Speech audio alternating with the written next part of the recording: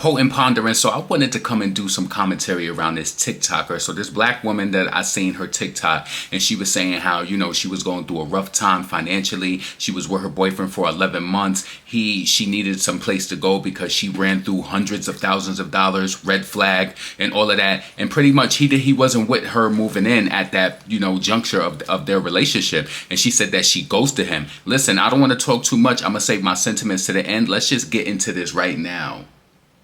So I ghosted my boyfriend on New Year's Eve, and I have not spoken to him since. Before I get into this, I just want to say that me and my boyfriend, we have been together for a year. Well, almost a year, 11 months. A year on February 2nd, we will have been together. Okay? My boyfriend is also 34, grown man. He also is a homeowner, has a pretty good job, and also has a business that he's starting. So let's start there, right? So recently obviously, like you all have known, I've become unemployed. And I have not been able to find a job. I have put in like 30 applications a day. I've got nothing, like barely even an interview. I've gone on 2 interviews. So I've been literally struggling, and I no longer have the funds to afford these bills, okay? Anyways, okay, I'm gonna keep it together for this. I'm not gonna get stressed out. I no longer have the funds to afford these bills. It's something so crazy about having hundreds of thousands of dollars one day and then the next day having nothing. But that's what's going on right now. And so I am vulnerable with my man, and I go, hey, I'm gonna need to like stay with you for a little while I get myself together. Like, I don't have anything on the rent. And so I'm gonna need to move with you while I get myself together. Mind you, I said he has his own house, his own 3-bedroom apartment in a nice neighborhood. He also has a best friend. His best friend lives with him, mind you, and has been living with him for however many years that he's like lived there, almost the whole time he's lived there. And so I'm like, if his best friend can live with him, why not his girlfriend, you know? So I'm like, hey, I need a place to stay. Which honestly, in hindsight, I should have even have to ask for that. He knew I was struggling. He should have said, hey, let me take something off of your plate. Like, come stay with me so that you can breathe and get this. If he really cared about me, he would have said that, but he didn't. He sat there and he watched me struggle, and then watched me get to the point where I was like, hey, I just need a break. Like, I'm literally so depressed. I'm losing my mind. I can't find anything. Can you please help me? And he said, no. He said, no. He said, no, you cannot live with me. Mind you, living with him is free. Doesn't cost him anything. He said, no. I can't live with him. At first he goes, oh, I like that we have our own places to retreat to when we get into our arguments. And wrong answer. Number one, when we get into arguments, we never leave. Like, we stay in the same room and we continue to talk it out until we work it through, which I think is a really good habit that we have and a really good green flag that we have in our relationship. Yes, do we get into arguments? So does everyone. Yes, do I lose my cool? I'm a woman, but I rein it back in and we figure it out, and nobody goes home. So that's a weird thing to say. We've never even done that. Second of all, that sounds like a problem to me, not a solution. When we get into arguments, we should not be leaving, because what happens when we get married? There is no way to go. We both live in the same house. So maybe that's not a good habit to start. Being that we have not started yet, maybe let's not start that now. On our very first date, I told him that I wanted to be engaged within a year. I said, after a year, I want to be engaged. He said that's plenty of enough time for someone to know whether or not they want to get married or not. This is what he said. We have talked about it, I shit you not, probably 10 times throughout this year. And never once did he say, I don't think this is going well enough for that to be a realistic goal anymore. Never once did he say, hey, like, let's pump the brakes. I don't think that we're doing that well for it to get to that. So I'm thinking we're doing well. We're on schedule. After a year or a year and a half, we'll probably get engaged. Then he goes, I don't think I want to live with someone again until I'm married to them, which is some new boundary that he literally just made up, because he's never said that the whole time we've been together. And I go, maybe it's not a good idea that you live with someone after you already got married to them, because what if you guys are not compatible to live together and you don't know that until after you're already married? Then what? That's really dumb, actually. And so I'm like, okay, that's a completely new thing. But granted, it's been a year. We set our goal for a year. Are we going to get married? And he goes, no, that was your goal. Since when was this my goal? It was my goal, but like, I thought we were in agreement because you never said that we weren't in agreement. Clearly, I made all this up in my head, and this was never a goal. I just thought it was a goal because I continuously talked about it, and he never said that it was unrealistic. As a matter of fact, he said the quite opposite, that it was a realistic goal to have. And never once, as we neared to the end of that year, did he ever say, hey, I don't think we're close to being married. So imagine my surprise when he says, I don't think we're close to being married. We still have things to figure out, because a couple of nights ago, I got super irritated at him and yelled at him and told him to leave my house. And apparently that's enough of a reason for him to be like, whoa, I don't want to marry her. All right. So yeah. And so I said, hey, I'm actually scared that I'm going to be homeless because I said, I'm actually thinking I'm going to be homeless because I don't have a job and these bills keep coming and I can't do it no more. I'm tapped out of resources. And I think I'm gonna end up, if you don't let me live with you, I'm gonna end up in my car, living in my car, something like being actually homeless. And he goes, well, plenty of millionaires have lived in their car before.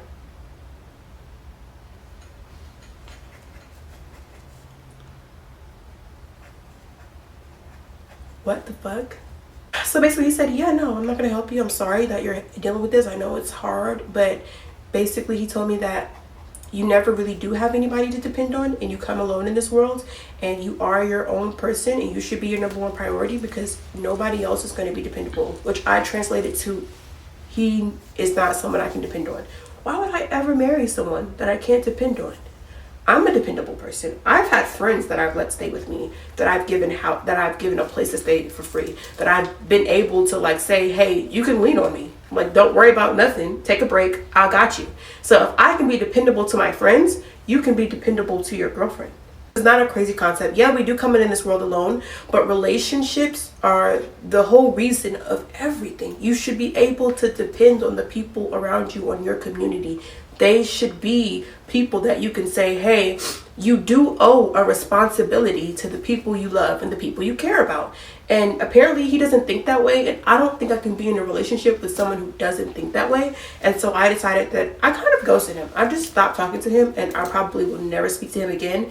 That really turned me off. And yeah, that's why I broke up with my boyfriend, because he said it was okay that I be homeless.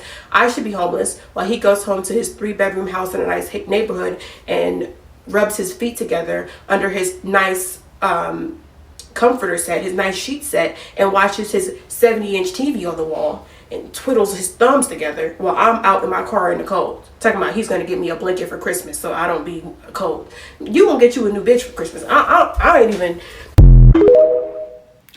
So listen, so let's talk about it, right? So I personally feel like this. I feel like when you date a person, you state your expectations and everything that you expect from the beginning, right? I don't think there's anything wrong with that at all. You set your expectation. One thing that I feel the energy of, and you can disagree in the comments and let me know how you feel. Also, please make sure that you thumbs up and subscribe to this channel, right? What I feel is, and when you first meet a person, you let them know what it is that you want, the things that you do and you don't like, right? One of the things that I feel is though that people don't realize, and it's just the nature of men, you can tell us something, and I know it's not transparency, but like how she said on the first date, she told him that she wanted to be engaged within a year. I think that you should get to know a person, because what if this person, is bad with finances or abusive or whatever? It's like you letting them know all of this on the first date. You don't even know if you're going to like them in 2 weeks from, that point forward. I really want to know the race of the person she was dating, if this story is even real. It's just important for me. It might not be important for you. But anyway, so as she began the story, let me just tell you this too. Make sure that you stay writing, because we so used to these texting and on these devices. My penmanship is so poor. My penmanship is really good when I take my time and it's slow, but when I'm just writing, I'm embarrassed to even show you this, because I don't even think I understand some of the stuff I wrote. Because listen, if you don't use it, you lose it. So you got to start writing more with your pens and your pencils and doing whatever, because the way that I wrote these notes out, I can understand I'm just being facetious, but start writing more. Get off of these devices, or switch it up. But anyway, so she said she blew through hundreds of thousands of dollars Number one, that makes you seem irresponsible. So for a person to be dating you for 11 months, I mean, let me just tell you this: people change every day. It could have been something that he seen in you from month one that he really loved and he liked and he was attracted to, but people fall out of love with people. And I just want to say this to you also. Before, when people were saying like, oh, 3 years is a great trek to know whether you want to be with somebody or not, I do still agree with that. 1 year, you really still don't know a person. Now, she said that this was a businessman. He had his own home. She said that his friend lived with him. You don't know what expenses the friend is paying that lives with him. You don't know what that situation is. And that's a person who they've known prior to you. You don't know that. You don't know his availability. We don't know that. His availability, how much time they spent together. You can be dating somebody for a year and after a year literally be on date 3 or date 4, like depending on what type of time you spend. I don't think that a year is substantial enough, me personally, to say that I want to spend my life with you I want to spend the rest of my life with you. But we know that there are instances where people meet a person within a week or 2 weeks or whatever, and they get married and they just like, sometimes it works out. Sometimes it's a love bombing situation, but listen, you just really don't. No. So she said that he didn't offer her any type of help or assistance. When she brought this situation to him. I feel as though that, and you can disagree in the comments if you would like to, but I feel like, these friends and stuff that she said she helped out and she did things for. This is what I'm trying to tell you. When you date a person, the person who you date, especially if it's only within like 11 months or whatever, they should know things about you. They should know pretty much everything about you, but lean on your family. Lean on those friends that you're talking about that you helping. You can't just overwhelm a person and just throw yourself into their living situation. You should want that to be organic anyway. But the flip side of it is, maybe you could have presented it to him like, oh, I need some help. Maybe he would have opened up his wallet and been able to help you out and get you through that tough time. But I'm still leaning on number one. When you said you blew through hundreds of $1,000s, you said you could have hundreds of $1,000s one day and then be completely broke. What are you, options trading with the stock market or crypto? What are you doing? How did you run through that money? That was a red flag to me that I wrote down on my list. That was a red flag. So, him not offering any type of help, I think is based on the way that she presented it. Because if he's doing well and he's well off or whatever, maybe he could have helped you out and gave you a little loan or whatever. I'm sorry, a year, you still really getting to know a person, like I said. So, he said that she said her boyfriend at the time loved that they have separate spaces to retreat to, in case they have arguments or whatever. I feel like, separate spaces is still, I like my own space, right? I don't like anybody like encroaching upon my space. I still date people. We have our own spaces. Plus, I need to see how you live. I need you so you can see how I live. I think that that's very important. So I don't think it was anything wrong with him saying that they have their own separate spaces. Then it just gets too intertwined. But the flip side of that is that, yeah, it is good to see how you can thrive and if you can mesh with a person and live with them before marriage. He then flipped it, at the end of the trek, saying that, he didn't want to get married and, that was something that she wanted or whatever. And it was still dishonest on his end not to be truthful from the beginning. But this is why you don't reveal all your cards. Like, get to know a person. See that within 11 months that you even still want to be attached to this individual. Yeah, marriage and all of that and being courted and all of that, within 12 months is great. But it comes off a little desperate. I'm going to be honest with you. And you can disagree in the comments if you do feel that way, as well.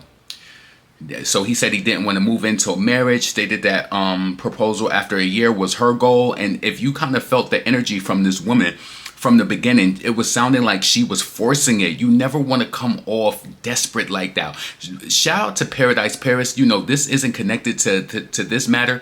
Paradise Paris on Twitter, make sure that you follow her. But she mentioned something and she said that when you announce that you're single, it shows that you're giving a bat signal that you're desperate or whatever. And how I relate this to this matter is when you meet a person, let them get attached to you. Let them, you got to have your deadlines and stuff made up with, listen, if this ain't going a certain type of way by this time, I need to see whatever. But if you're telling a person what you want from the jump and boom, boom, boom, boom, yeah, they could adhere to it if they love you and they like you like that. But let a person organically grow into you and be what it is that they want to be for you. If what they want to be for you is not good enough to you, detach. You understand? But you can't, I don't like that when people get into situations and they just have all the, I want to be married, I want to do this. You're giving off and then unfortunately, as men, we like people who look good or whatever. So maybe he could have probably lied to you just to get with you and have intimacy with you or whatever. And he's just like, at this point, I don't want it. Maybe he sees some. Unfortunately, people be trying to avoid these conversations. Unfortunately, maybe he's seen something in you after these months that he just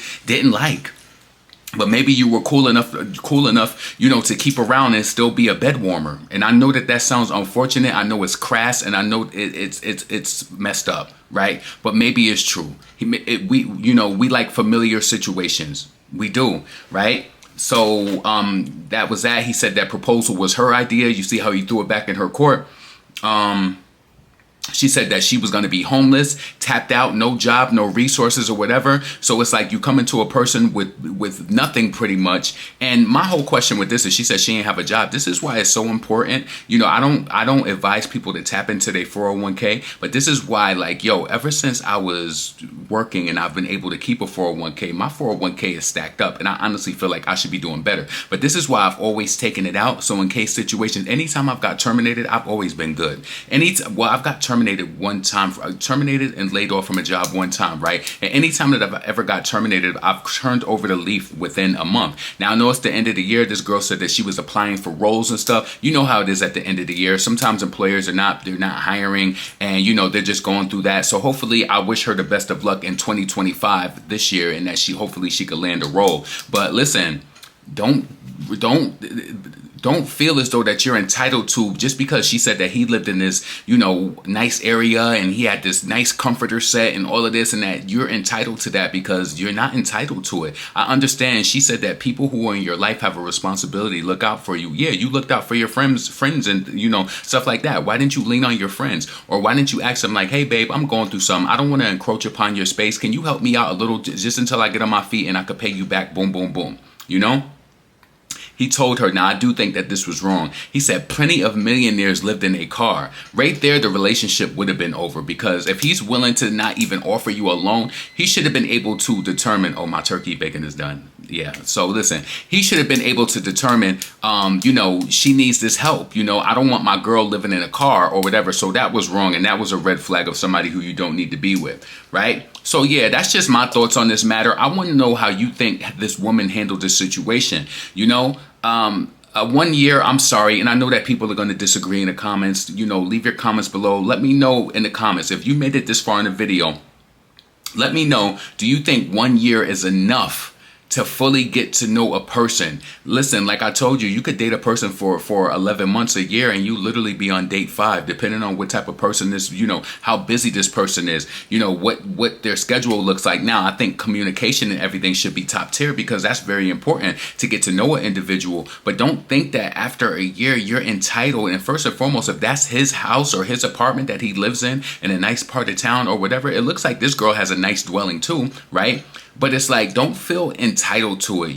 How is your credit? Can you go get a loan and take out a loan and pay for your finances until you get on your feet or whatever? You gotta sometimes, listen, you gotta do what you gotta do. Let me tell you, I'm 41 years old. When I was younger, maybe about 10 years ago, listen, the things I used to do to make sure that I had my rent paid because I was over shopping and just doing too much, I had to do it though. I remember one time I had to go to a check cashing place. I went to 2 or 3 check cashings in one day and got money from all of them and then closed the account. I felt so wrong, but I had to survive. I had to pay my bills. That's back when I was smoking weed and I was trying to get every pair of sneakers, and I wasn't even making the money to even, I was trying to get every pair of sneakers. People would invite me out to go to eat. I would go out to eat, and then I felt like I needed new clothes, new this, new that, and whatever. Then on top of it, you want to smoke weed. It was just too much. I'm so happy that I got my lifestyle together and I feel like a grown man now, and I have more focus and more control on my life. But her mentioning in the beginning of this, going from hundreds of thousands of dollars in one day in your account and losing it, that's a red flag in a mate. Like, I wouldn't want that in a mate. If you have hundreds of $1,000s, are you a day trader, like options trading, and you had a deal that went bad? I don't know. But anyway, I don't want to make this too long. Potent pondering, never pandering. Get in the comments, let me know what you think, and I'm gonna be doing more uploads today. I'm up out of here. Peace.